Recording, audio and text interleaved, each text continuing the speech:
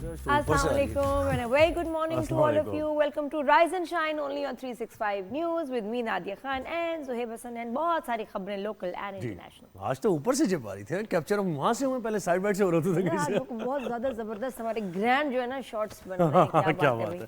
अच्छा, जल्दी से हमने बताना है अभी कि हमारे शो पर क्या है, क्योंकि वक्त कम है, कमर्शियल ज्यादा है। नई बात बताओ जोहेब। हाँ, बस क्या करें, होता ना वक्त कम मुकाबला सख्त, ये कि वक्त कम कमर्शियल ज्यादा। यही बात है बस। अच्छा जी, हमें गुल प्लाजा से मुतालिक बताना है, अपडेट देना है, क्योंकि ऑपरेशन वहाँ पर मुकम्मल हो गया है। जी बिल्कुल ऐसे ही है, और कॉर्डन ऑफ कर लिया पूरी उसको, गुल प्लाजा को अब डिमोलिश किया जाएगा। लेकिन जब तक डिमोलिश नहीं किया जाता, जो लोग अंदर जाना चाहते हैं उनको सेफ्टी प्रिकॉशन लेते हुए उनको अंदर भी ले जाया जाएगा, दिखाया जाएगा कि भाई क्या, कैसे, क्यों, जो जानना चाह रहे हैं। इस वक्त जो उसकी सिचुएशन है बिल्डिंग की बहुत ही खतरनाक है। जी बिल्कुल ऐसे ही, कोई भी हिस्सा दोबारा किसी वक्त गिर सकता है, बिल्कुल ऐसे आई थिंक अवॉइड ही किया जाए। लेकिन वही फिर बात है कि रेस्क्यू टीम के साथ विद प्रिकॉशंस अगर बहुत जरूरी हो। बिल्कुल ऐसे ही 79 लोग अभी भी लापता हैं, जिनसे मुतालिक नहीं पता चल रहा है। बिल्कुल ऐसे ही है, और 13 के DNA अभी तक मैच कर गए हैं, और 30 लोगों के से मुतालिक डेटा भेजा गया है हुकूमत को कि वो रब्ता करें उनके ख़ानदानों से, ताकि उनको कॉम्पनसेट भी किया जाए और सारी चीज़ें।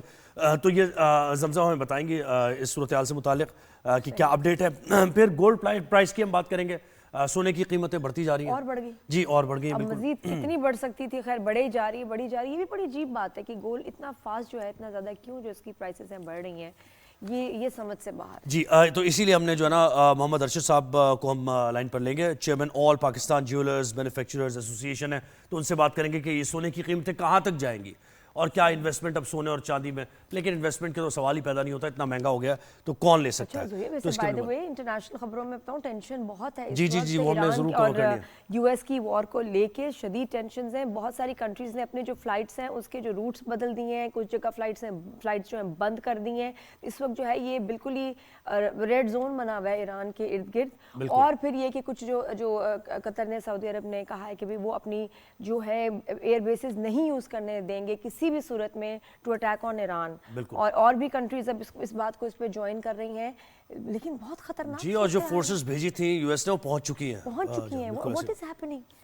अब ये हम तो करते रहते हैं अपने शो पर बात, तो कल के शो में कोशिश करेंगे कि इंटरनेशनली क्या हो रहा है इससे मुतालिक आपको अपडेट करें। अपडेट क्या है, लेकिन बहुत खतरा है। जी बिल्कुल ऐसे। फिर हम बात करेंगे जरा मौसम की, पाकिस्तान के मौसम से मुतालिक। हमने कल आपको बताया कि मुल्क में बड़ी सर्दी की शिद्दत बरकरार है और बर्फबारी भी हो रही है। यूएस में भी बहुत ज्यादा, यूएस और कनाडा में भी रिकॉर्ड ब्रेकिंग सर्दी। न्यूयॉर्क में इतनी बर्फ, इतनी सर्दी।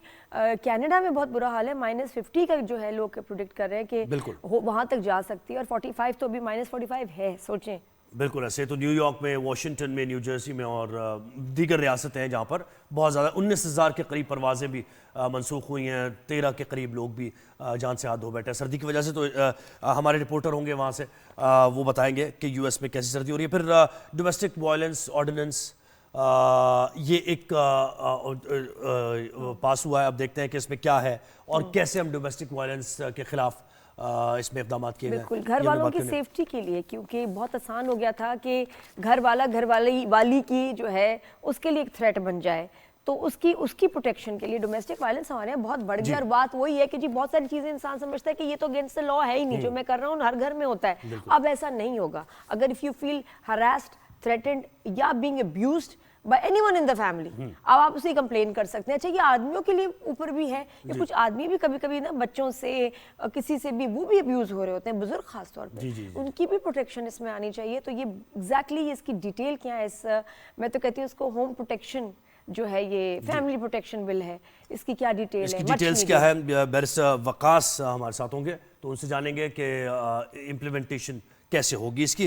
फिर जनाब हमने बात करनी है फेमस एक्ट्रेस, ओहो हमारी जी दोस्त आ रही है लाजो अभी नए ड्रामे में उनका नाम है गुलाम बादशाह सुंदरी में आपने साइमा कुरैशी को देखा होगा। बिल्कुल सरप्राइज पैकेज था ये 3rd एपिसोड में, जहां वो आई हैं। बेटे से वैसे मुझे लग रहा है कुछ 4 साल बड़ी छोटी हो, बड़ी नहीं बड़ी होंगी, हाँ बेटे से कोई 4-5 साल ही का फर्क होगा, ये अजीब बात है। लेकिन इमरान की जो वो वाइफ, अल्लाह हद होगी, क्या मैं बोल रही हूँ, वो पता है वो एज सबका इतना अजीब सा लग रहा है ना, समझ नहीं आ रही। नहीं वाइफ वो पता नहीं किसकी है, वो मिस्ट्री है। शहजाद नवाज को जैसे देखा है ना उठा के सर, वो मिस्ट्री है। लेकिन ये कि जो बेटा है उनका इमरान अशरफ, वो और इनकी क्या मिस्ट्री है, क्या डायनामिक्स हैं, वो भी पता चलेगा। और पता उनकी पर्सनल चलेगा। लाइफ से मुतालिक भी ज़ाहिर बात होगी। और उनका जो बयान बड़ा फेमस है कि जो बयान- औरत की वो कमाई हाँ, में बरकत हाँ, नहीं वो होती। बिल्कुल बात करेंगे और वो बात करना चाहेंगी हमसे इस बारे में। तो खैर तो ये हमारे वायरल शो पर- है, ये शो पे पर बात करेंगे। बिल्कुल साइमा कुरैशी हमारे शो on पर our आप देखेंगे।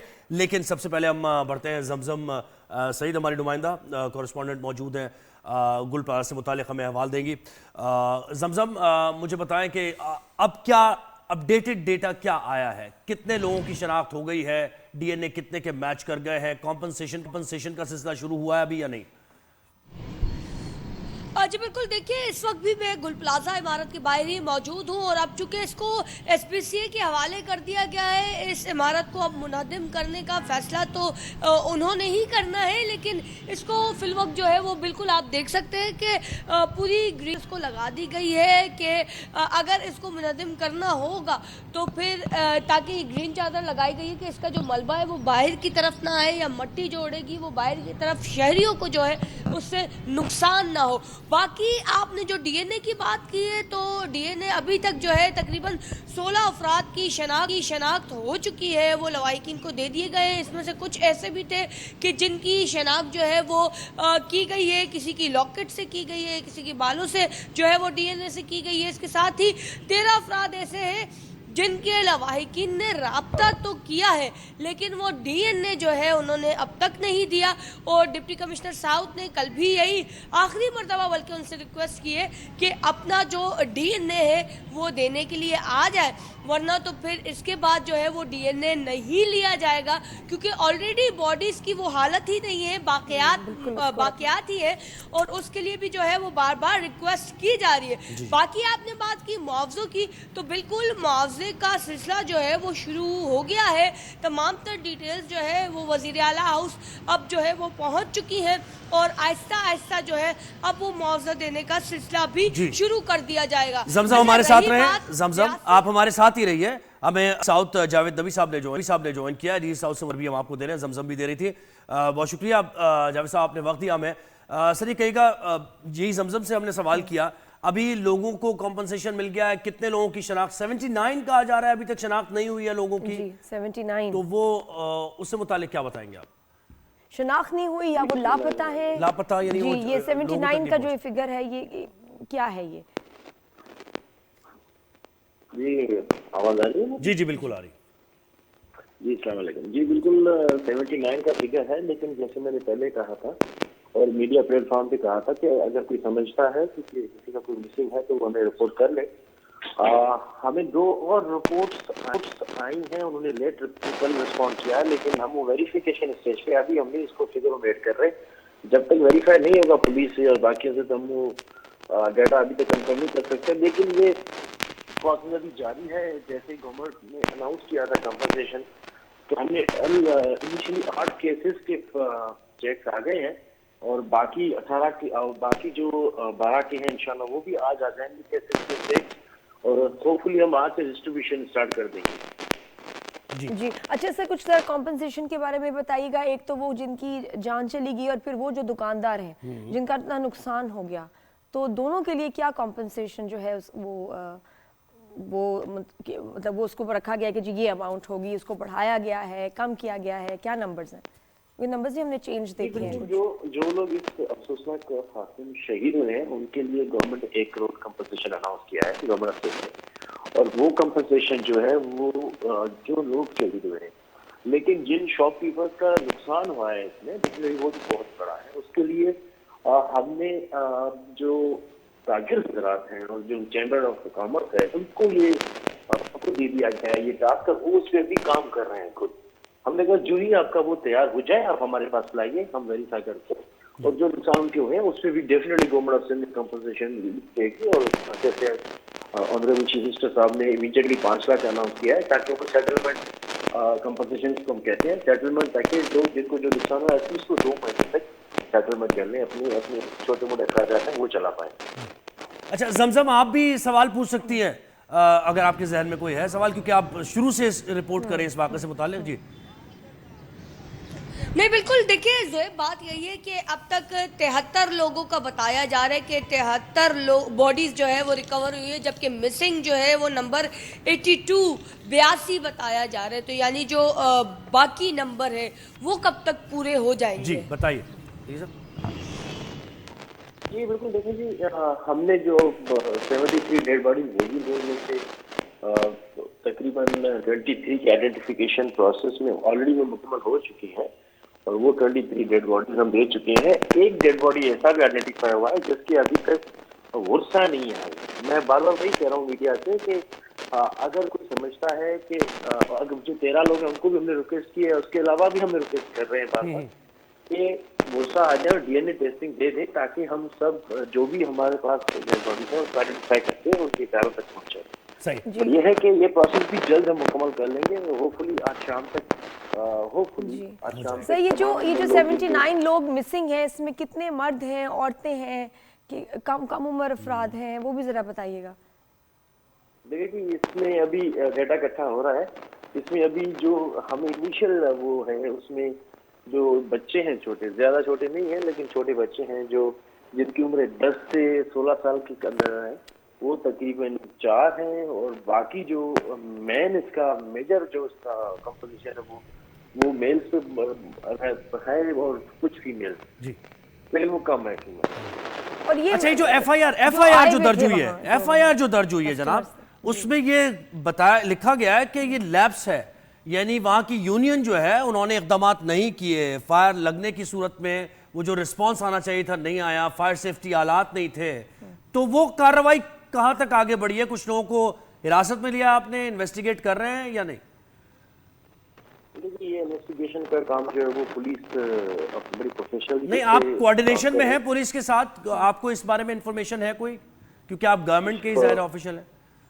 जी बिल्कुल, मैं मैंने अर्ज किया कि पुलिस इस पे अपना काम कर रही है और होपफुली इस पे जो तफ्तीश है वो फाइनल मराइल पे होपफुली दाखिल हो जाएगा। वैसे इन्वेस्टिगेशन एक बड़ा प्रोसेस है, ये चलता रहता है, इसमें नए शवाहिद डेली आते रहते हैं, लेकिन पुलिस अपना काम इस पे कर रही है। बहुत जल्दी डेफिनेटली अगर कोई इन्वॉल्व है तो पुलिस विल टेक एक्शन। और वैसे एविडेंस क्या कह रहा है वहां पर? जो यानी शाहिदीन है उनका कुछ बताना है, आप तक इत्तला पहुंची कि वो जो रैम की तरफ गेट्स थे वो बंद किए गए थे या नहीं किए गए थे? दरवाजों का बंद होना, बिजली का ऑफ हो जाना, लोग बिल्कुल कुछ, उनको रास्ता कुछ नजर ही नहीं आ रहा था। और एक शॉप में इतने लोग चले गए, 30 के करीब डेड बॉडीज एक शॉप से मिली। जी बिल्कुल, ये सारे एविडेंसेस जो हैं वो कलेक्ट कर लिए गए हैं और इस पे पुलिस हर एंगल से तफ्तीश कर रही है। इस पे बेहतर मौके फोकस हिसाब से सकते हैं, इन्वेस्टिगेशन दे सकते हैं, लेकिन ये है कि ये सारे के सारे मौके ले लिए गए हैं, सारी कलेक्शन डेटा कलेक्शन कर दी। सही, थैंक यू जावेद साहब, बहुत शुक्रिया। जमजम, थोड़ा आप बताइएगा कोई नए फैक्ट्स आपको जो पता चले, दरवाजे क्यों बंद थे, बिजली क्यों गायब हो गई, लोग क्या बातें कर रहे हैं? ये आप जो बता रही है कि दरवाजे बंद, इसके तो एविडेंसेस हमने देखे हैं सोशल मीडिया पर। बाकायदा जो फायर फाइटर्स अंदर दाखिल हुए थे, कल भी हमने देखा कि वीडियो मौसूल हुई है, बाकायदा वो टॉर्च लगा के बता रहे हैं कि ये ताले लगे हुए हैं, देख ले कि नीचे का जितना भी जो बेसमेंट का हिस्सा था जहाँ पर आग लगी थी वहाँ पर ताले लगे हुए थे।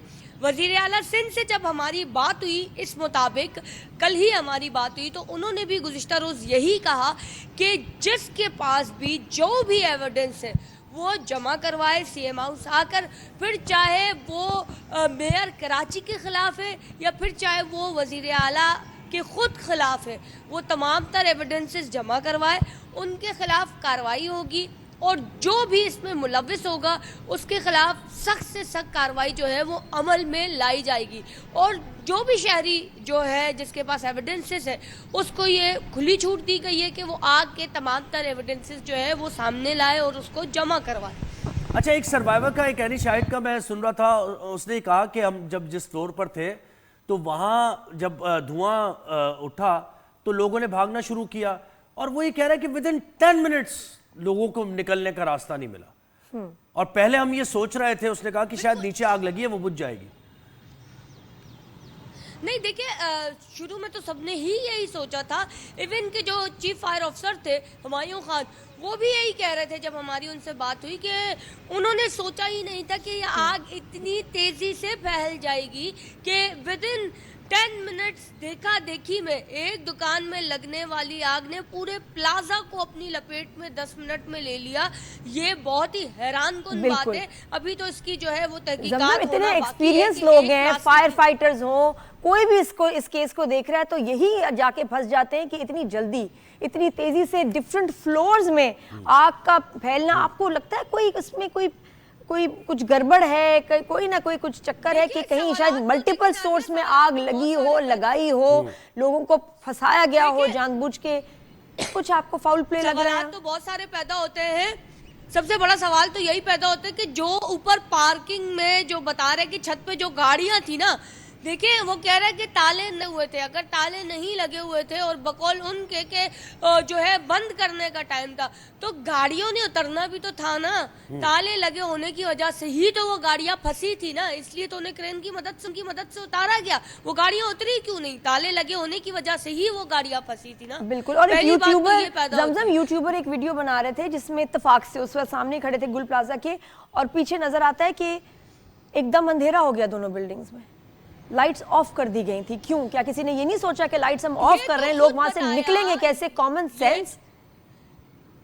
ये तो गुल प्लाजा का जो यूनियन का सदर थे तनवीर पास्ता, वो खुद बता रहे थे कि जब आग लगी तो वो इतने घबराए गए कि रादर देन दिस कि वो फायर ब्रिगेड को कॉल करें, उन्होंने के इलेक्ट्रिक को फोन किया कि भाई आप आके बिजली का जो कनेक्शन है, राब्ता है, वो मुनक़ता कर दे। तो उन्होंने मतलब बजाय उसका अपने उनका पास ये कोई दिमाग इंतजामात काम नहीं नहीं किया कि फायर फाइटर को कॉल करनी है। नहीं, जी। बहुत हाँ, शुक्रिया। बिल्कुल ये पता है आपको, इंतजामात नहीं थे। ये इमरजेंसी कहीं ना लाइट्स कहीं कोई कोताही तो नहीं, है। कोताही है कुछ भी जिसको नहीं। वो तस्लीम करने को तैयार अभी नहीं है। बहुत शुक्रिया। कोताही तो है, जी, जी, बिल्कुल ऐसे ही। ये एक बिल्कुल दूसरे ऐसे ही। पे इसी मैं कहती हूँ कि अब ये बड़ा कुछ सीखने को मिलता है। देखिए जी, पहली बात तो ये कि बिल्डिंग्स इंश्योर्ड होनी चाहिए, कमर्शियल बिल्डिंग्स है, बिजनेसेस इंश्योर्ड होने चाहिए, जहां आप मेंटेनेंस इतनी दे रहे हैं। अगर 1000-2000 हर महीने लोग दे रहे होते हैं, जो इतनी हाई भी नहीं होती इंश्योरेंस, जी। वो देते तो आपकी देखें सेफ गार्ड हो जाती, आपकी प्रॉपर्टी, चीजें। एक तो मैं चीजों के लिए बता रही हूँ, लेकिन उसके अलावा जो फायर सेफ्टी थी, जीरो थी। बिल्कुल बिल्कुल हमने ये देखी है। इमरजेंसी आपके पास क्या इंतजाम है ये देखना है। एक ब्रेक हमने लेना है, ब्रेक के बाद वापस आते हैं, कहीं जाएगा नहीं। देखिए रेडियो चैनल।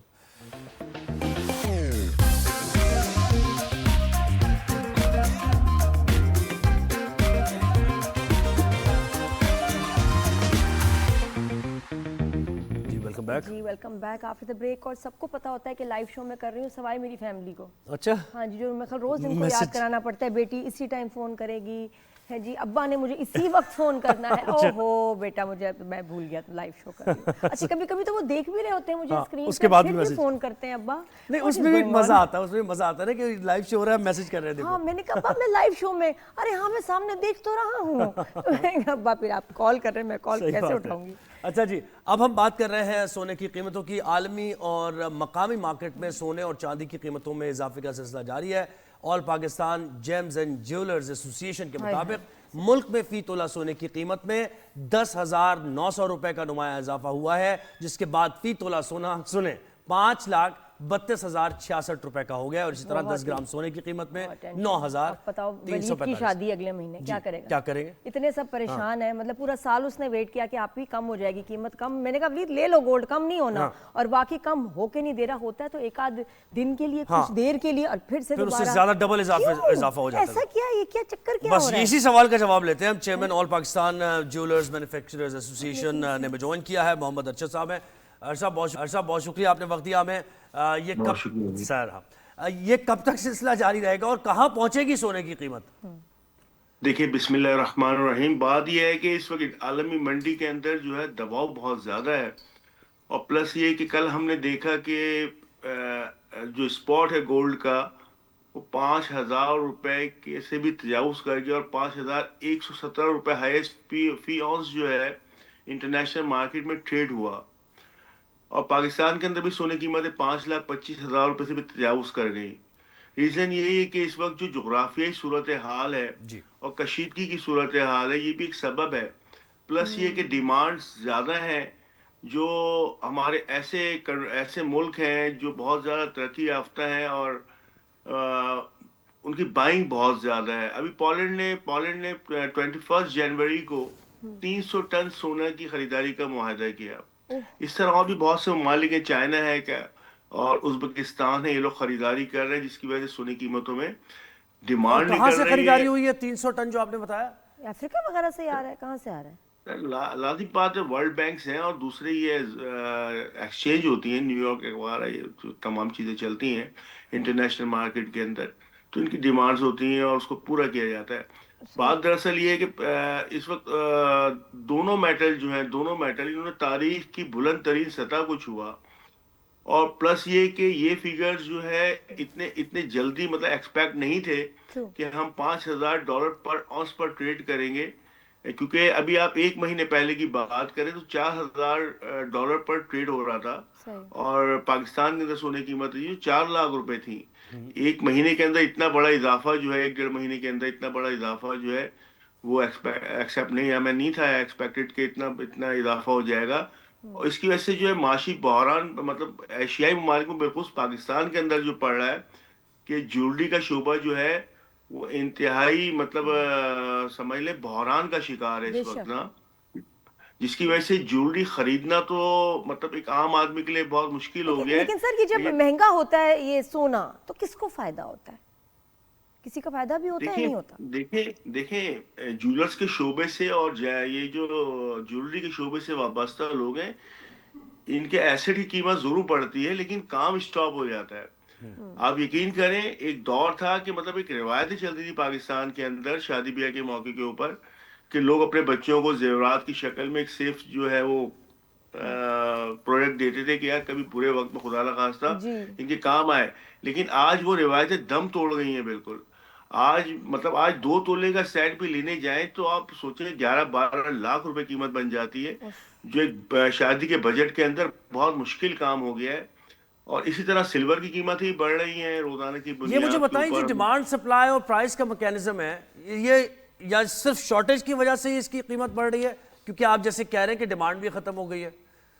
नहीं नहीं नहीं, डिमांड ज्वेलरी की शक्ल में खत्म हुई है, ओह यस। लेकिन जो बड़ा बायर है इंटरनेशनली जो बायर जो ट्रेडिंग अब फिर ज्यादा सरमायादार हो है, गई है। ट्रेडिंग में बहुत इस्तेमाल हो रहा है गोल्ड।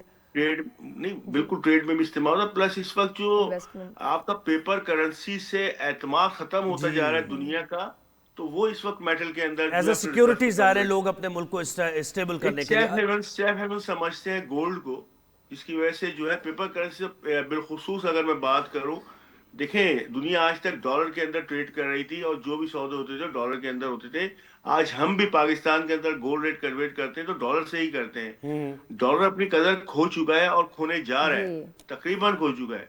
तो लोगों के लिए अब यही एक मतलब डिमांड देखिए इंटरनेशनली ज्यादा होगी अरशद साहब, क्योंकि अब जो मुल्क हैं वो अपनी स्ट्रेंथ दिखाने के लिए गोल्ड के रिजर्व्स को स्ट्रॉन्ग कर रहे हैं। चाइना उसमें लीडिंग है और यूएस को भी Exactly, प्रॉब्लम है कि जी हमें ज्यादा गोल्ड चाहिए। तो एक्चुअली चाइना और यूएस की जो टग ऑफ वॉर है फॉर गोल्ड, उसने ग्लोबल जो है गोल्ड मार्केट को हिला दिया और महंगा कर दिया है। सही बात है ये? बिल्कुल बिल्कुल ऐसा ही है, बिल्कुल ऐसा ही है। चाइना ने अपने रिजर्व्स जो हैं, जो उसके पास ट्रेजरी बॉन्ड्स थे अमेरिकन जी। यूएस के और जो डॉलर्स थे, उसको रिजर्व को अपने कन्वर्ट कर रहा है गोल्ड के अंदर। ये मसला। डिमांड ज्यादा निकल रही है।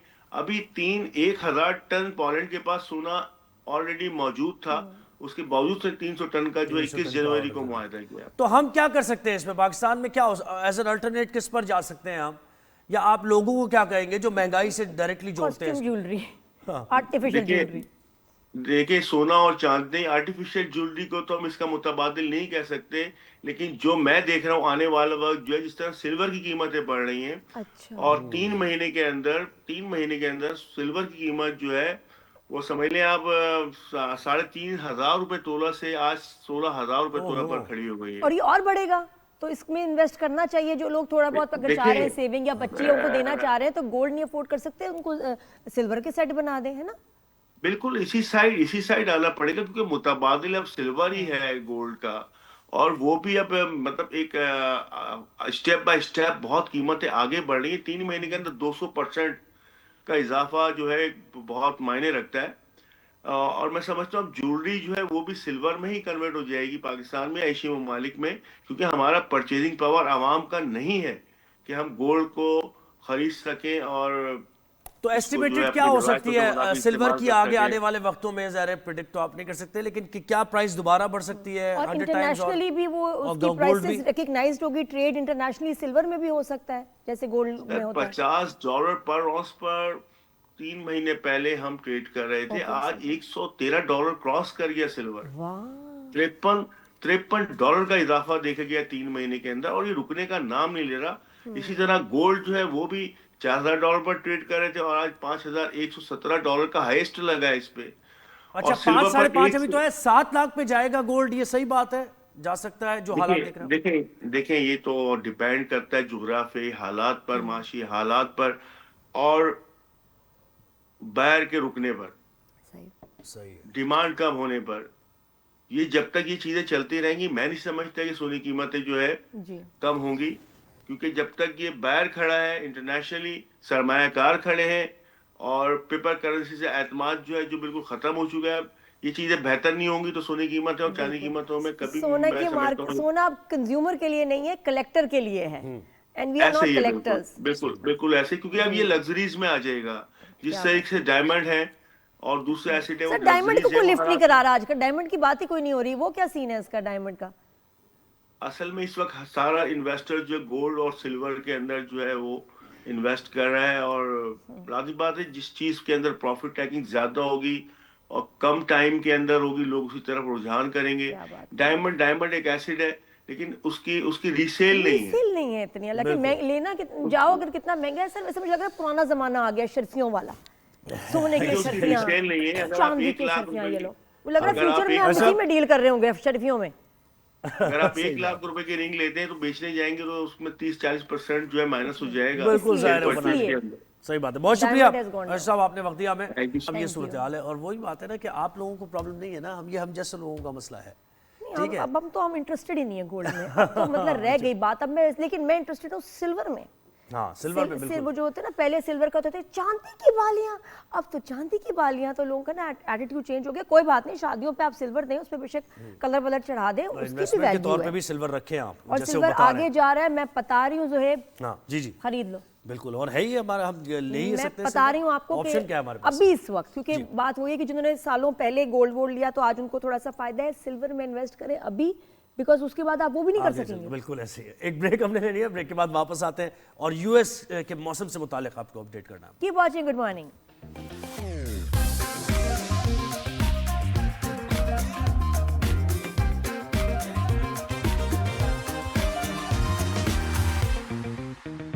Welcome back after the break. Rise and shine में आपको एक बार फिर वेलकम एंड गुड मॉर्निंग।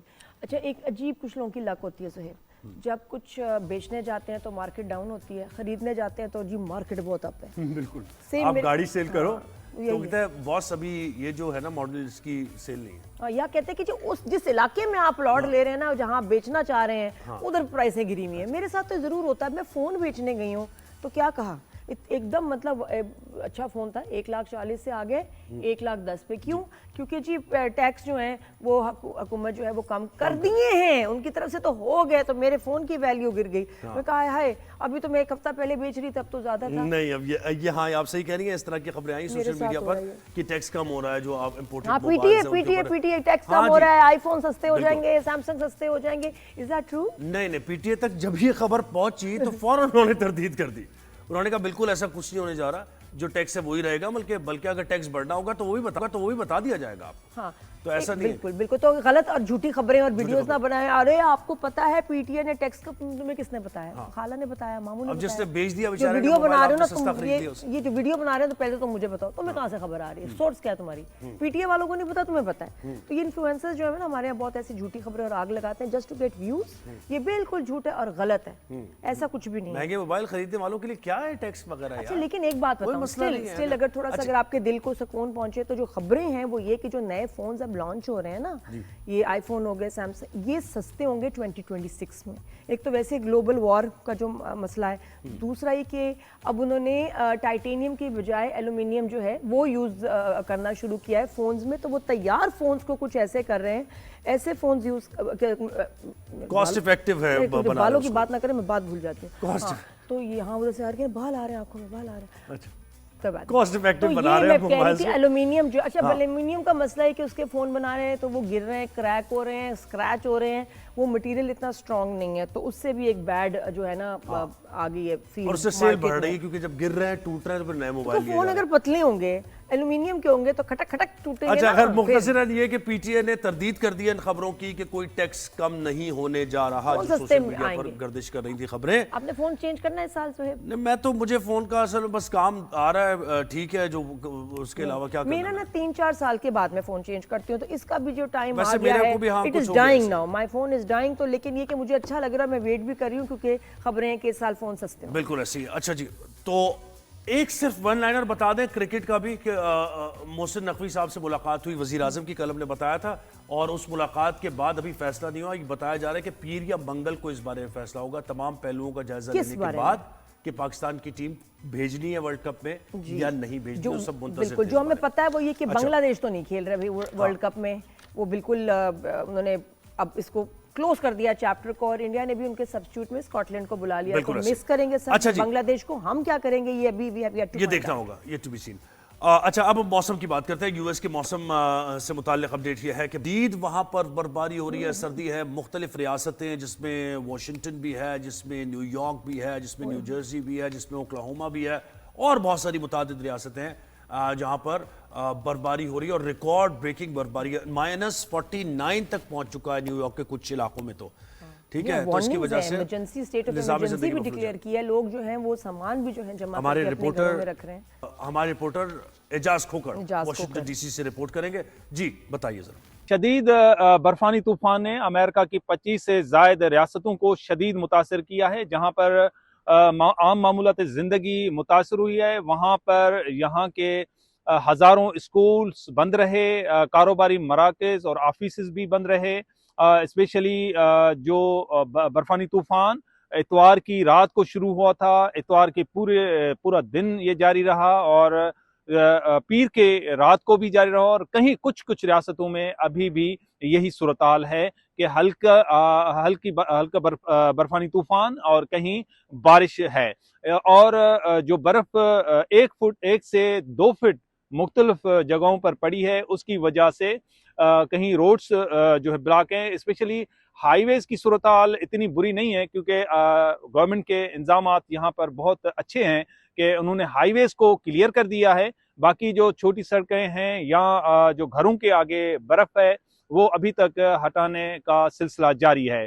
इस बर्फानी तूफान ने अमेरिका के मुख्तलिफ रियासतों में 27,000 से जायद परवाजें मुतासिर की हैं, जिसमें से 12,000 परवाजें मुकम्मल तौर पर मनसूख कर दी गई थी, और उसके अलावा जो बाकी जो परवाजें हैं उनका शेड्यूल तब्दील कर दिया गया था, जिसकी वजह से लाखों मुसाफिर या एयरपोर्ट पर फंसे रहे या जो कुछ मुसाफिर हैं वो घरों पर वापस चले गए। लेकिन इस शदीद बर्फबारी के से पहले जो यहाँ पर मंजर अमेरिका की मुख्तलिफ रियासतों में नजर आए, हमें कोरोना के दौरान जो 6 बरस पहले कोरोना हुई थी उस दौरान जो मंजर नजर आ रहे थे कि लोग अशिया खुदनोश खरीदने के लिए हजारों लाखों के तादाद में ग्रॉसरी स्टोर की तरफ जो आए, और ग्रॉसरी स्टोर सामने खाली देखे, यानी वहां पर लोगों ने कोई चीज नहीं छोड़ी कि शायद कोई इतना बड़ा खतरनाक तूफान आ रहा है जिसकी वजह से लोगों ने हफ्तों के लिए अपने अशिया खुदनोश स्टोर कर ली थी।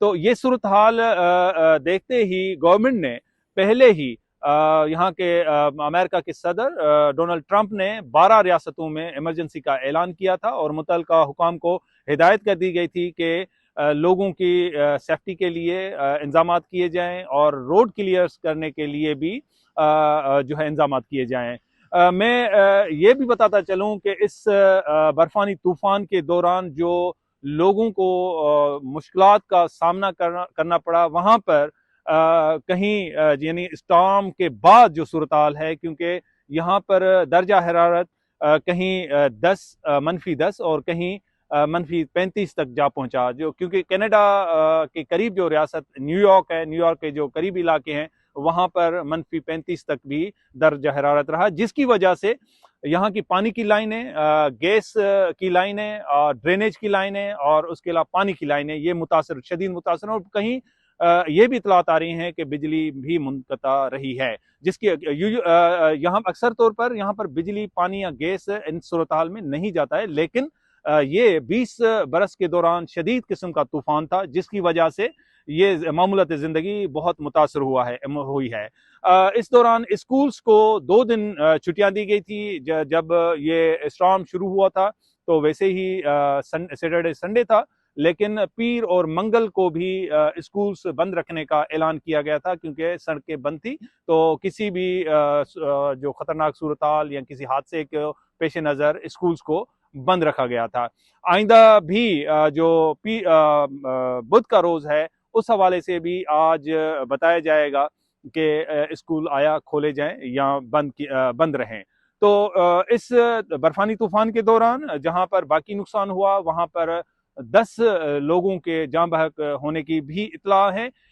इस बर्फानी तूफान के दौरान एक और चीज जो हमें नजर आई, जिस पर रश भी करना चाहिए और काबिल तहसीन भी है, कि बुद्ध मजहब से ताल्लुक रखने वाले 19 लोगों का काफिला जो टेक्सास से पैदल यहाँ वाशिंगटन की तरफ आ रहा था, उस दौरान जब वो वाशिंगटन से 300 माइल्स दूर रियासत नॉर्थ कैरोलिना पहुंचा, तो हजारों लोगों ने, यानी ये काफिला जब नॉर्थ कैरोलिना पहुंचा उस वक्त शदीद बर्फानी तूफान जारी था, और लेकिन उन्होंने अपना सफर जारी रखा, जिसकी वजह से लोगों ने उनको वेलकम किया, हजारों लोगों ने। और जहां पर लोकल तंजीमों ने उनको पर फूल निछावर किए, फूलों के गुलदस्ते पेश किए, वहां पर पाकिस्तान के सूबे सिंध से ताल्लुक रखने वाले समाजी रहनुमा और बहुत जानी पहचानी शख्सियत हबीब भुट्टो साहब की तरफ से भी अपने लोगों की नुमाइंदगी करते हुए उनको वेलकम किया, उनको अजरक, टोपी और फूलों के तोहफे पेश किए, और उनको मैसेज दिया कि न सिर्फ आप बल्कि हम भी अमन के दाई हैं और हम भी चाहते हैं कि मुल्क में अमन रहे। एजाज खोकर हमें रिपोर्ट कर रहे थे यूएस, और निज़ाम ज़िंदगी बुरी तरह मफलूज हो गया। ये जो क्लाइमेट चेंज है किस हद तक जो है इफेक्ट कर रहा है अब दुनिया को। कहने की बात है, ट्रंप ने कहा था ये कुछ वैसे कुछ नहीं होता, ये ऐसे ही क्या बोला था ट्रंप ने, कि ये ग्रीन एनर्जी, ये क्लाइमेट चेंज, ये कुछ भी नहीं हो रहा, क्लाइमेट में कोई चेंज नहीं आ रहा। देखें जरा कैसे इस दफा की जो सर्दी है, देखिए दुनिया बदल रही है, गर्मियां बदल गई हैं, सर्दियां जो है ज्यादा हिट कर रही हैं, तो हम क्या तैयारी कर रहे हैं आने वाले वक्त। अच्छा, अब हमें ब्रेक लेना है, ब्रेक के बाद हम वापस आएंगे, हेडलाइंस होंगी और राइज एंड शाइन का सिलसिला जारी रहेगा। ब्रेक से मसले हल होंगे।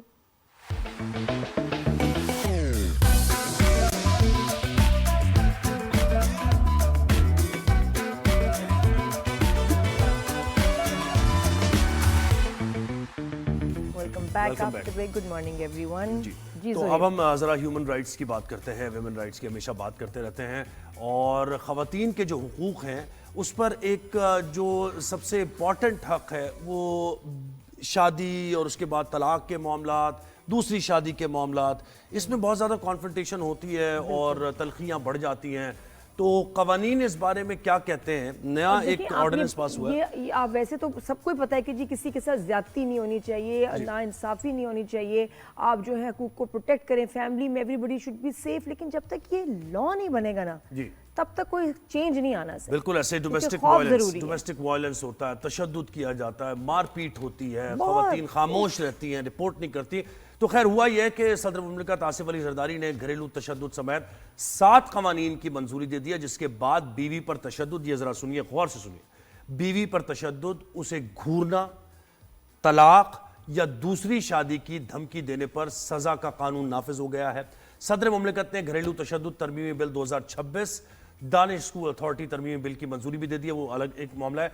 दस्तखत के बाद 7वां कवानीन एक्ट ऑफ पार्लियामेंट बन गए हैं, और इसमें जनाब ये 2-3 चीजें बड़ी इंपॉर्टेंट है। एक तो यह है कि आपको अगर दूसरी शादी करनी है तो पहली बीवी से इजाजत लेनी है, हो गया, अब ये कानून बन गया, इजाजत नहीं होगी तो आपके खिलाफ कार्रवाई होगी, पहली बीवी रिपोर्ट कर सकती है। दूसरी चीज ये है कि घर के अंदर जिस तरीके से आप अपना शौक नौ मेंटेन रखते हैं, और वो पेट्रियार्कल सोसाइटी की बात करते हैं ना, आकर आप रोब झाड़ना, घूरना, बच्चों पर, और पता लोग देखते हैं, कुछ कहते नहीं, कुछ करते नहीं, क्योंकि क्या कहते हैं जी, उनका मामला है, मियाँ बीवी का मामला है। तो जान लीजिए अब ये मियाँ बीवी का मामला नहीं है, जी। ये स्टेट का मामला है। बिल्कुल।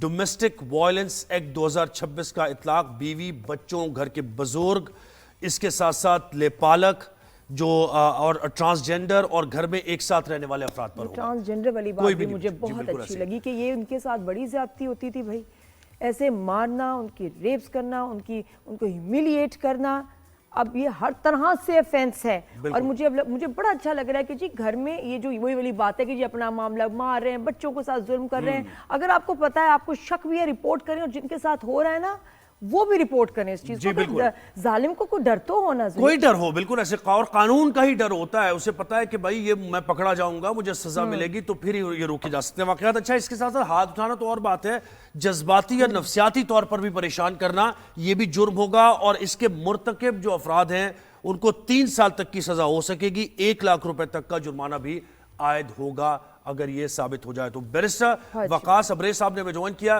बैरिस्टर साहब मुझे बताएं कि बहुत कानून साजी होती रहती है और अपने कवानीन को रिफाइन भी करते रहते हैं वक्त के तकाजों के मुताबिक। ये जो ऑर्डिनेंस है, आप इसको कैसे देख रहे हैं?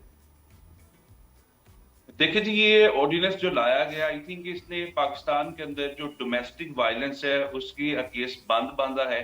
और ये जो ऑर्डिनेंस लाया गया है इसके बाद जो कि ये अब एक्ट बन चुका है, इसे गुज़िश्ता रोज 2 रोज कबल जो है पार्लियामेंट ऑफ पाकिस्तान ने जॉइंट सिटिंग में अप्रूव कर लिया, और उसके बाद प्रेसिडेंट ऑफ पाकिस्तान ने भी इस पर दस्तखत कर दी। No, it has become the law in Pakistan.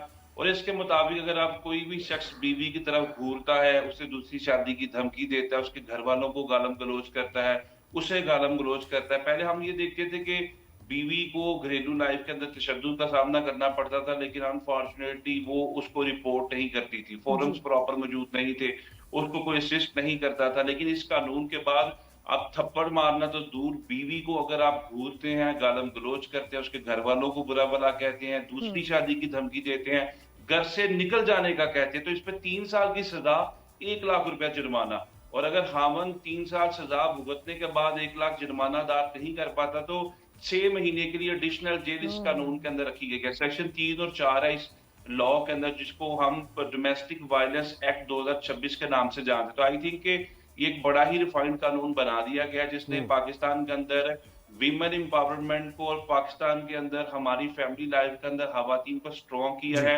Strengthen किया है। जुएब, हम ये देखते थे बहुत सारे केसेस ऐसे रिपोर्ट होते थे कि जिसमें खवातीन के नाम खींच दिए जाते थे, ससुराल में उनके चेहरों के ऊपर तेजाब फैल बहुत के केसेस आए लास्ट ईयर, बहुत खौफनाक केसेस थे ऐसे इसके, ये डोमेस्टिक अब्यूज के। लेकिन वकास ये बताएं, शिकायतें तो बहुत आएंगी भी, ये इसका प्रोसेस क्या होगा कि फोन करे जिसके ऊपर जुल्म हो रहा है, औरत या बच्चे जो भी फोन करें, फिर उनको आगे कहाँ जाएं, किधर रिपोर्ट करें, पूरा प्रोसेस क्या होगा?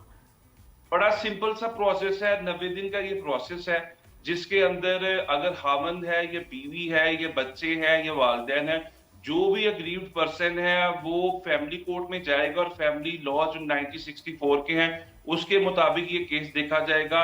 वो एक एप्लीकेशन एक केस के तौर पे फाइल करेगा फैमिली कोर्ट के अंदर, और फैमिली कोर्ट ने 3 महीने के अंदर आइदर बाय हुक और crook, either by tooth and nail उस केस का फैसला करना है। लेकिन उनको क्या फौरन अरेस्ट नहीं किया जाएगा, क्योंकि वो तो फिर एक खतरा भी बन जाएगा उस औरत या बच्चों के लिए या बुजुर्ग के लिए? इमीडिएटली एक्शन क्या लेंगे आप आफ्टर कंप्लेन? जी नादिया साहिबा, मैं उसी की तरफ आने लगा हूँ। उसमें सबसे पहले वो खातून जो है जो कोर्ट में जाएगी, कोर्ट को अप्रोच करेगी, will knock the door of the court in this regard. Court सबसे पहले उसे प्रोटेक्शन देगी, और प्रोटेक्शन सेल्स और कमेटियां बनाई गई हैं इस कानून के तहत। सेक्शन 10 से लेकर 14 तक प्रोसेस लिखा गया है, एनंसिएट न्यूमरेट किया गया है कि वो कमेटियां क्या करेंगी। सबसे पहले शोहर को जेल में भेजेंगी, और दूसरे नंबर पे अगर जेल में नहीं भेजती, केस स्टार्ट किया जाता है तो उससे एफिडेविट लेंगी, बयान हल्फी लेंगी और उस खातून को प्रोटेक्शन देगी। उस घर के अंदर या उसके माँ बाप के घर के अंदर प्रोटेक्शन देंगी, जो हामंद है उससे एफिडेविट बयान हल्फी लेगी। अगर तुमने दोबारा से ये एक्ट किया, रिपीट किया, चाहे तुमने तशद्दुद किया था, गालम गलोच की थी या थ्रेट किया था, ये घर से निकलने का कहा था, अगर तुमने ये किया तो तुम्हारी जुर्माने की जो मिकदार है वो बढ़ जाएगी। नहीं बैरिस्टर साहब, अब थोड़ा दूसरा पहलू भी देखते हैं। एसेंस, इसका एसेंस बड़ा इंपॉर्टेंट है। हर चीज की आप उसे बेहतर जानते हैं कि रूह जो है वो मैटर करती है, और बायोलॉजिकल बॉडी है क्योंकि ये कवानीन सारे तो ये फितरत के करीब तरीन होते हैं। अब मुझे एक बात बताइए, ये चीजें मद्देनजर रखते हो जो मैंने अभी इब्तदाइया दिया, क्या घरों में तो लड़ाई झगड़ा होता है? खावंद अपनी बीवी के भी देखता है, कभी बीवी भी खावंद को घूर के देखती है। तो अगर ऐसे मामलात में इतनी ज्यादा पावर्स दे दी जाए और खातून रिपोर्ट कर दे तो आपका घर तो गया, फिर वो मामला तो बेहतर नहीं होने।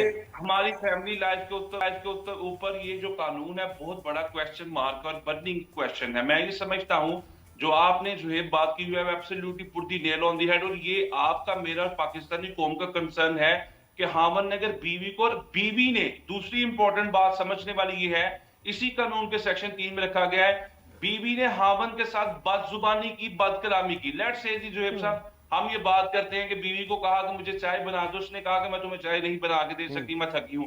अब हावन इस बदजुबानी पर, बदकलामी पर उसको 3 साल सजा और 1 लाख रुपए जुर्माना करवाएगा। वो हावन जो बीवी की तकरीम, उसके तकद्दुस के लिए मर मिटने को तैयार है, अब वही हावन उससे कोर्ट ऑफ लॉ में घसीटेगा, वही हावन उसकी इज्जत और तकरीम नहीं, लेकिन मैं ये कह रहा हूं यहाँ हिकअप क्या है कि अगर बदगुमानी ऑलरेडी है, दोनों एक दूसरे के खिलाफ वेंडाटा है, सुने वेंडाटा है। अब खावंद ने कह दिया कि तुम चाय क्यों नहीं बना के दे रही मुझे, मैं बाहर से आया हूं, तुम चाय क्यों नहीं बना के दे रही। अब मुझे बताएं, ऐसी टोन पर अगर बीवी में पहले ही नफरतें हैं खावंद को लेकर, वो तो रिपोर्ट कर देगी उसके बारे में।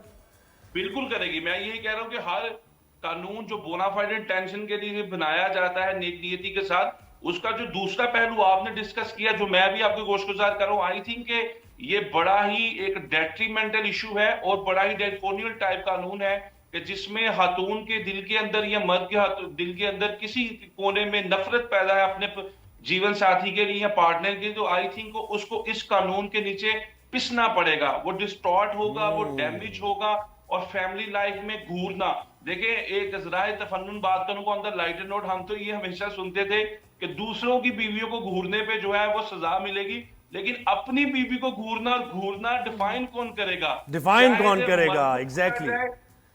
अच्छा, और बच्चे को भी देखें ना आप, इसमें देखिए, क्योंकि शायद गवाह तो नहीं मिलेंगे, बहुत सारे फेक केसेस भी रिपोर्ट हो सकते हैं कि जिसने मुझे ऐसे कहा, इसने ये धमकी दी, क्योंकि ये तो हेयर से है, इसने कहा ही सेड शी सेड वाली बात में बड़ा मुश्किल भी हो जाएगा इनका फैसला करना। चले इसको ऐसे देख सकते हैं कि एक इब्तिदा है, और ये जब देखते हैं इसको इंप्लीमेंट करके और आगे जाके रिफाइन होता रहेगा, एक कदम तो है ना ह्यूमन राइट्स को लेकर, और अच्छा हो कि कुछ ऐसे काउंसिल्स बना दिए जाएं कि आप जहां आपको मस्ट हो जाए कि दोनों काउंसलिंग पे जाओ, इतने महीने काउंसिल जाओगे तो उसके बाद फिर कोई एक्शन लिया जाए। एक और ये कि भाई कोई तो घर बनाना है, घर जोड़ना है, हाँ, घर तोड़ना नहीं। बिल्कुल। और दूसरा वो सेफ होम, जहां औरतें या आदमी जहां अपने आप को अनसेफ फील कर रहे हैं, वो चले जाएं meanwhile.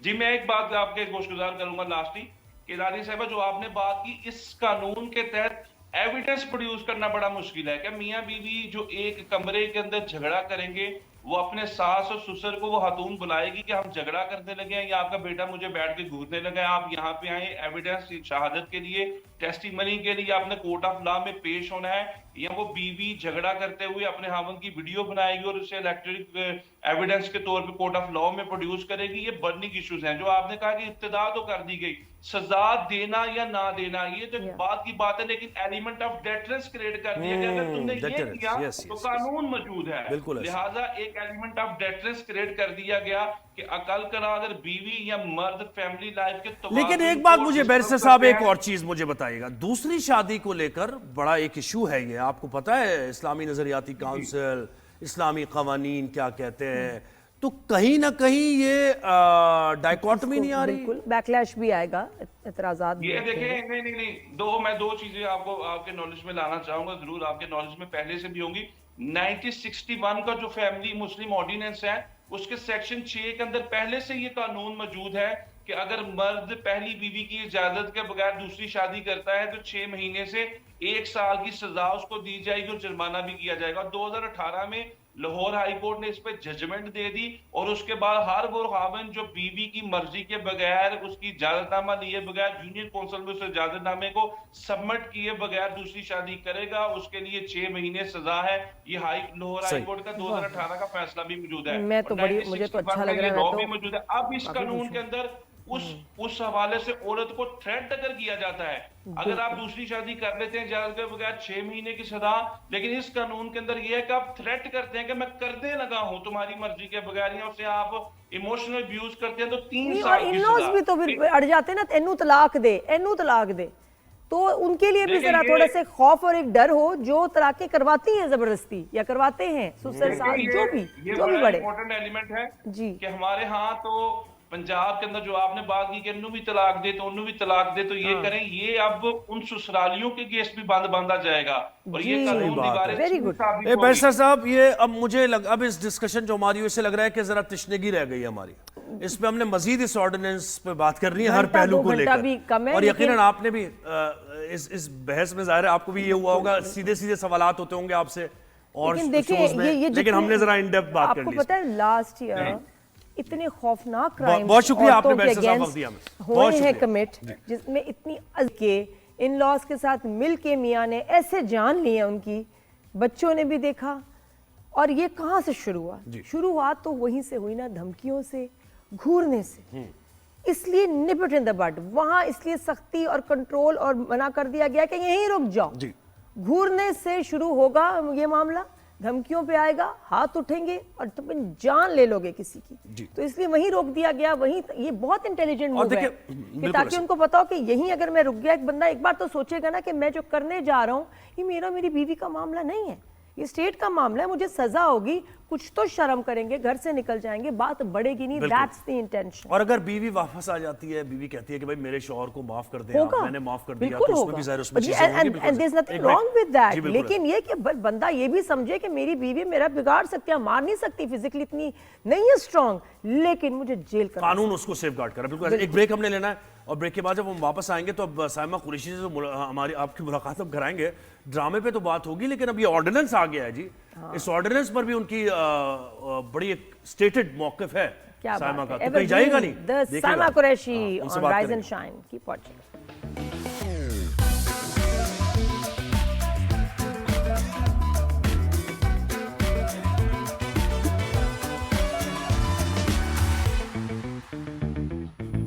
Welcome back back. after the break। और Saima Qureshi in the house, हम उनसे बात करेंगे। बहुत कमाल एक्टर हैं, बहुत अच्छी इंसान है, very dear friend, dear colleague. साहिबा अस्सलाम वालेकुम, गुड मॉर्निंग, कैसी हैं आप? जी वालेकुम जी, गुड मॉर्निंग, क्या हाल है आपके? हम ठीक है, बिल्कुल। आवाज अब सही आ रही है? अच्छा साइमा, तुम्हारा बिल्कुल ड्रामा अभी, तुम्हारी एंट्री हुई है इस हफ्ते गुलाम बादशाह सुंदरी में, जी जी, लज्जो लाजो, हाँ, लाजो हाँ। लाजो लज्जो, हाँ लाजो। और बड़ी बेइज्जती भी उसकी हो रही है, जो जालिम मैडम है जो उसकी बड़ी सुना रही है, और साथ में वो एक ही सवाल सब कर रहे हैं, हाय लाजो अब तो बता दो गुलाम का बाप कौन है? हाँ। क्या कैरेक्टर है ये? यार ये बड़ा अच्छा कैरेक्टर है और मैंने बड़े दिल से किया है, क्योंकि इसमें ग्लैमर नहीं था और बहुत सादा सा कैरेक्टर है, एक भोली भाली औरत का कैरेक्टर है। और वो आगे जाके स्टोरी रिवील होगी, वो स्टोरी तो मैं अभी रिवील नहीं कर सकती आप लोगों के साथ, चार्म खत्म हो जाएगा।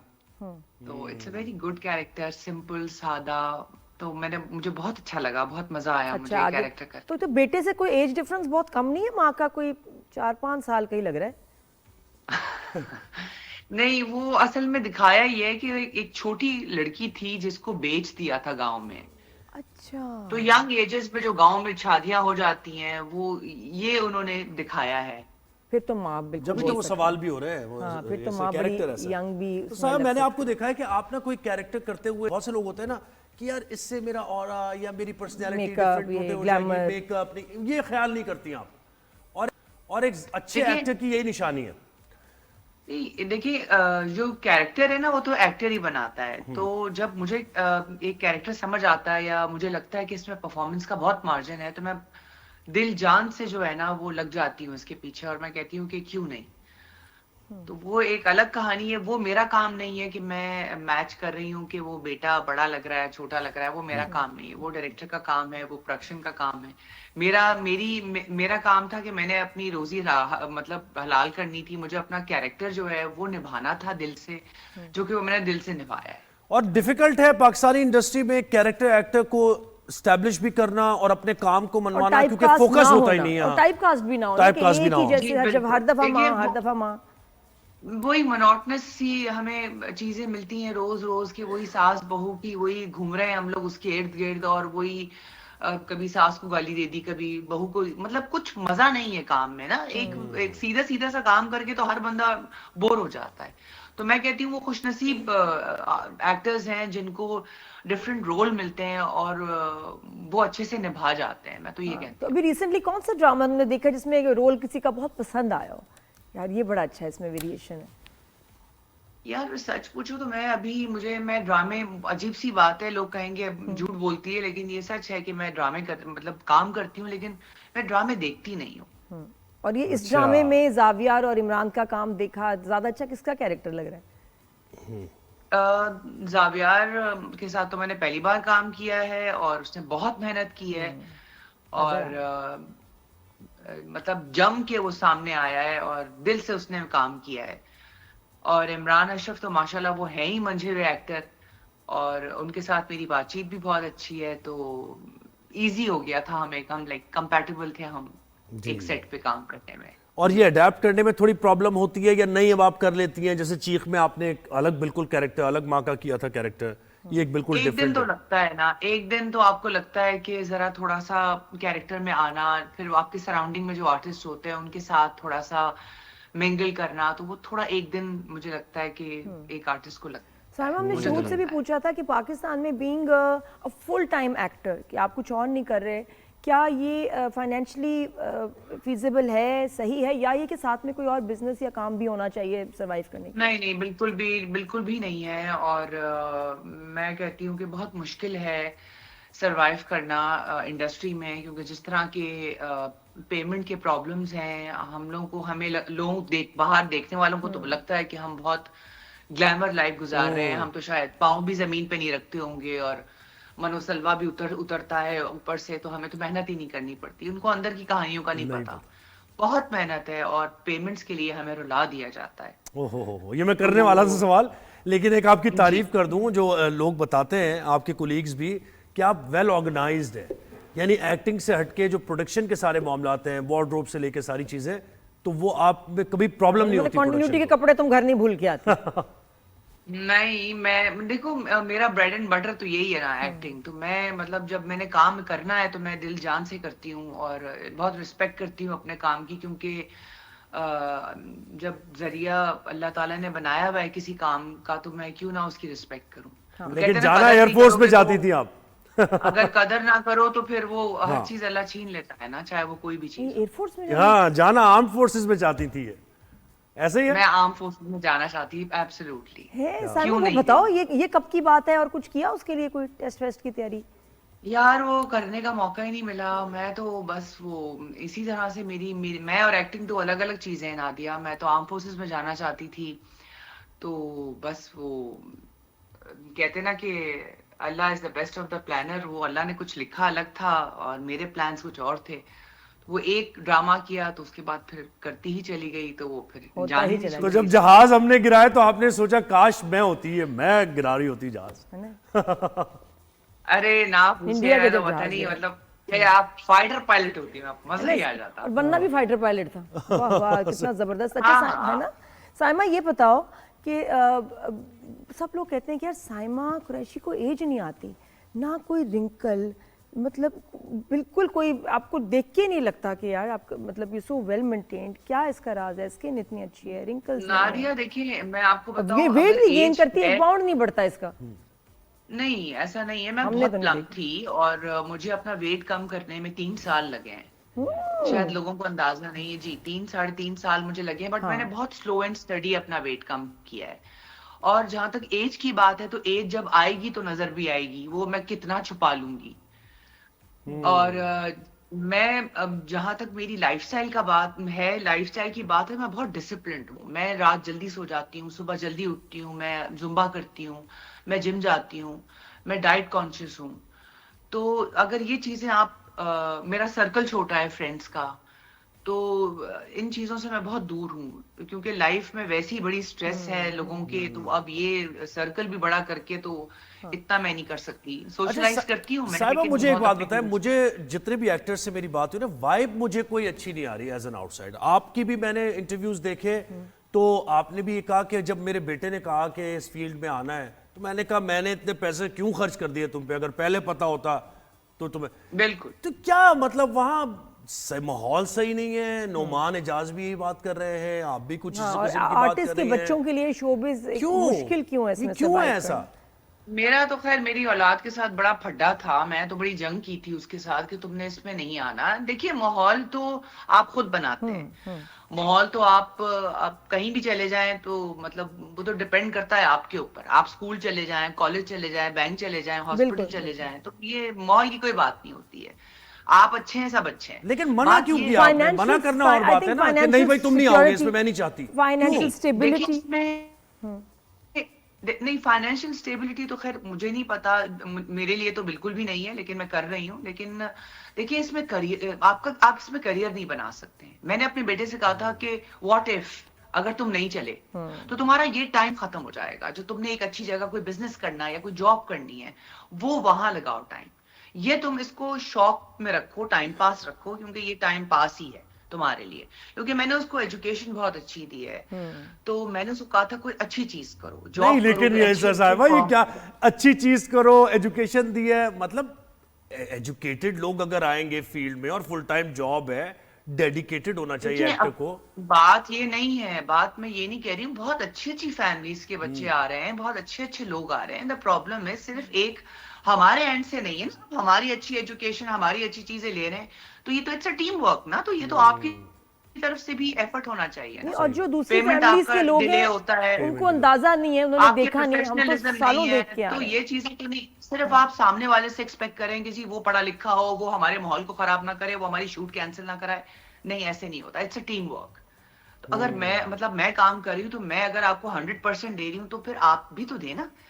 विन विन सिचुएशन होनी चाहिए, तो विन विन सिचुएशन नहीं है यहाँ पे। सही बात। अच्छा साइमा, बताओ the status of being single. हमारी बहुत सारी फ्रेंड्स हैं और वो उनको मैं देखती हूँ बड़ी खुश हैं, बड़ी पॉजिटिव हैं। आपको क्या लगता है जी। कि बीइंग सिंगल उसके उसके फायदे क्या हैं और उसमें लिमिटेशंस या प्रॉब्लम कहाँ आती है? देखिए बीइंग सिंगल मेरा जरा ये है, थोड़ा सा प्रॉब्लम ये कि मेरे सर पे ना वालिद हैं ना भाई हैं, मैं अकेली हूँ। अगर आप बीइंग सिंगल बात कर रही हैं कि अब आई एम नॉट मैरिड, और जाहिर सी बात है अब मैं अकेले सारा कुछ कर रही हूँ, तो हर चीज की प्रो एंड कॉन्स है नादिया। अगर आप सिंगल की बात करती हैं, तो सिंगल में ये है कि आप मुझे लगता है कि जो औरतें सिंगल हैं वो जरा लंबा जीती हैं और खुश रहती हैं और स्ट्रेस नहीं होता उनको, बिकॉज अब उस तरफ से तो स्ट्रेस नहीं है कि आपको कोई जवाब दे है या कोई आपको कोई टेंशन दे रहा है या लड़ाई झगड़े हो रहे हैं, या लाइक रिलेशनशिप में जब आप होते हैं, चाहे वो शादी है चाहे वो जो भी है, तो उसमें कहीं ना कहीं प्रॉब्लम्स तो आती हैं। बिल्कुल।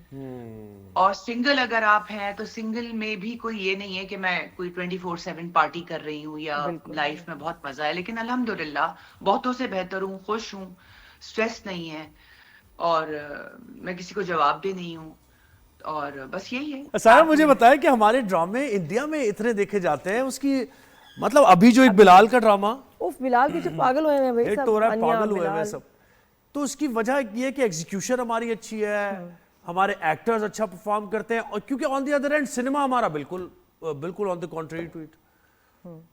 जी देखिए, वही बात है कि हमारे जो ड्रामे हैं वो क्लोज टू लाइफ हैं, और छोटी सी स्क्रीन है, सब लोग नेचुरल एक्ट करते हैं, कोई बनावट नहीं है, हर कोई अपने कैरेक्टर में होता है, स्टोरीज बहुत अच्छी हैं, हमारे यहाँ आर्टिस्ट बहुत अच्छे हैं, तो इसीलिए क्योंकि वो भी अपनी एक फेक वर्ल्ड से तंग आ चुके हैं, क्योंकि उनके पास भी अब कोई सब्जेक्ट नहीं रहा, वो भी पुराने पुराने गाने दोबारा लेकर आ रहे हैं, और उनके पास भी कोई स्टोरीज नहीं है अब, तो वहां भी अच्छी चीजें देखने को मिलती नहीं है। तो माशाल्लाह हमारे ड्रामे की तो क्या ही बात है, बहुत रियलिस्टिक है ना, रियलिज्म के करीब, और इतनी बहुत गुड लुकिंग लड़कियां, इतने हैंडसम बॉयज, क्या करें वो वहाँ नहीं है ना वो वैरायटी अब। सही बात है। अच्छा मुझे बताओ साइमा, ये तो घर में क्या एक्टिविटीज होती हैं, तुम्हें क्या शौक है?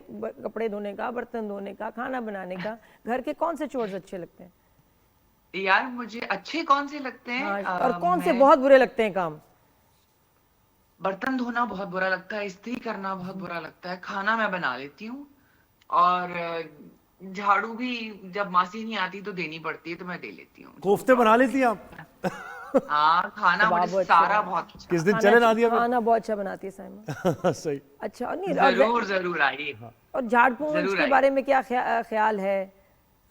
झाड़ पोंछ जरा मुश्किल लगता है मुझे, क्योंकि वो एक अल्लाह ताला ने मट्टी में ऐसी बरकत डाली हुई है कि वो एक दिन सफाई करो, दूसरे दिन फिर सही वापस बात है। वैसे ही। कसम से। अभी गाड़ी साफ तो कराई ये- है और उसके बाद फिर खराब। हाँ, इतनी मट्टी है यहाँ पे कि बस ना पूछे। और साइमा, तुमने कोविड के दिनों में साइकिल ली थी, वो कहाँ है? साइकिल यार वो तो मैंने बेच दी, क्योंकि वो कोविड के जमाने में लोग इतने मोटे हो गए थे। लोगों ने मुझसे पूछा तो लोगों ने कहा तुम्हें कोविड हो गया था? मैंने कहा नहीं, मुझे कोविड नहीं हुआ था। मैं सुबह सुबह निकल जाया करती थी, साइकिलिंग करती थी और वॉक करती थी। सीव्यू पे तो मेरा वेट इतना गिर गया था तो लोग परेशान ही हो गए थे। सही सही। अच्छा, आप बाकी लोग नहीं कर रहे थे सोसाइटी के बारे में, व्हाट इज सोसाइटी, क्या है? अपनी अपनी खुद ही आप रूल्स बनाए, ऐसा ही है? सोसाइटी हाँ, सोसाइटी के बारे में आपकी स्टेटमेंट थी ना इस तरह की कि यार मैं ख्याल नहीं करती, मुझे जो सही लगता है मैं मैंने नहीं करना करती। बिल्कुल मैं नहीं करती। मैं क्यों करूं? मेरी लाइफ है, मेरी चीजें, मेरा स्टेटमेंट है, जो मुझे ठीक लगेगा मैं करूंगी। ये शुरू में तो था ये बस- साइमा तुम्हारे? क्या साइमा ऐसा सोचती थी पहले 90s हाँ। 2000 में, या अब सोचने हाँ। लगी ऐसे? नहीं, ये सोच तो मेरी पहले से ही थी, लेकिन शायद समझ अब आई है और इस चीज पे स्टैंड लेना अब आया है। पहले शायद स्टैंड नहीं लेती थी। तो एज लॉन्ग एज आपको पता है कि आप ठीक कर रहे हैं, आपका अल्लाह से अच्छा ताल्लुक है, तो मैं सोसाइटी की परवाह नहीं करती। अच्छा, पता है बहुत से लोग क्या I'm कहते हैं, not अब बहुत answering से जो प्रोग्रेसिव अपने आप को कहते हैं लोग, वो आपको ये कहते हैं कि यार आपकी तो ऑर्थोडॉक्स सोच है पूरी। आप कहती हैं कि शौहर को शादी की पे इजाजत लेने की क्या जरूरत है, दूसरी शादी? अभी तो ऑर्डिनेंस भी आ गया है साहब, उसमें कह रहे हैं देखिए कि ये तो इजाजत लेने की। ये तो आपकी गवर्नमेंट है ना, ये तो आपकी गवर्नमेंट का रूल है ना कि आपको अपनी बीवी से जो है वो इजाजत लेनी चाहिए। देखिए हमारे इस्लाम में इजाजत नहीं है। हमारे इस्लाम में ये कि आप बताएं, छुपाएं नहीं। और इजाजत एक और लेने चीज है में बिल्कुल। और बताने में बहुत फर्क है। ऑब्वियस है कि कोई भी औरत अपने मियाँ को ये तो नहीं कहेगी हाँ हाँ जाओ, ऐसे नहीं होता ना। लेकिन आप उसको बताएं, डार्क में ना रखें। जब आपको पता है कि आप नेक काम कर रहे हैं और कोई छुप के नहीं कर रहे हैं, तो फिर आप अपनी बीवी को तो बताएं ना, जो और ये अब तो उसने अपनी जिंदगी दी है, अपने बच्चे दिए हैं आपको, तो उससे तो ना छुपाएं। और ये साइमा, अब तो एक्ट आ गया है कि जी औरत को या बच्चे या बुजुर्ग को गुस्से से घूरना, बुरा भला कहना, तलाक की धमकी देना, Abusive होना ये अब इसके ऊपर जेल है।